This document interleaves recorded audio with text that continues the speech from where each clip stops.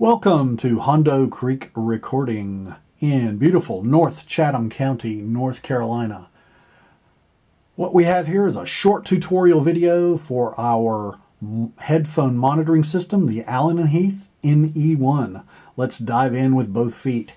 3 big knobs on the front. Up at the top, this is a local microphone. See that little rascal right there? That's a microphone.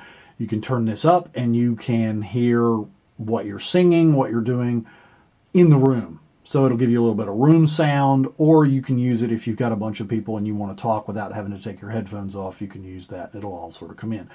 Basically, I leave it set on that position, which is off. Let's move on. Master volume. That controls the master volume of your whole headphone mix. It doesn't have anything to do with any individual channels. It's just everything goes up when you turn this. This is a dual purpose knob. This one, when you turn it this way, just back and forth regular, is your individual channel volumes for whatever channel that you happen to be on. And when you push it and turn it, then you can set your pan left, right. Okay, so let's do this here real quick. 16 little buttons down here. Each one of these is assigned to a different element of the recording, whether it's going down live or whether it's something you're overdubbing to. So for in this case, and we do this case by case, session by session, we don't discriminate or use templates.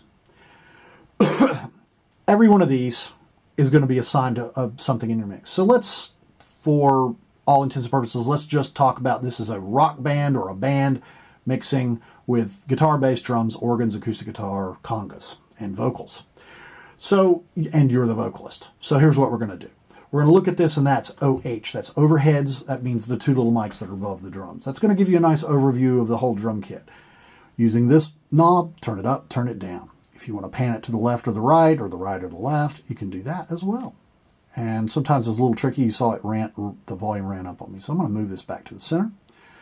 This would be a kick drum, same thing, volume control, up and down.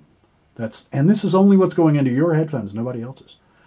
Then acoustic guitar, up or down, so forth. Organ, guitar, electric, bass, congas. Reverb return, that's like if you wanted to add reverb to your vocals, we'll have your vocals already sent into this, and then boom, off you go. More reverb, ooh, less reverb, or dry, all the way off. Or you can even hit mute, and it mutes it. These other buttons that we have here, they're really nice, but they're a little bit deeper. We're not going to get into that. So then we arrive at your track, which is Vox 1. That's you. And we could have other things. Here's Vox 2 is another singer, turned all the way down. You don't want to hear him. Then these are unassigned, and then we get to the last track, which is Talkback, which is me or the other engineer on the other side of the glass. Please listen to them when they talk to you. Let's go back to your vocal track. And there you are. And you're panned a little bit to the left, so let's just bring you back into the center. And you're ready to go. You hit playback, you're listening to the mix, and you go, oh my goodness, that kick drum is not loud enough. You turn it up. You go, you know what? I could really use none of those congas.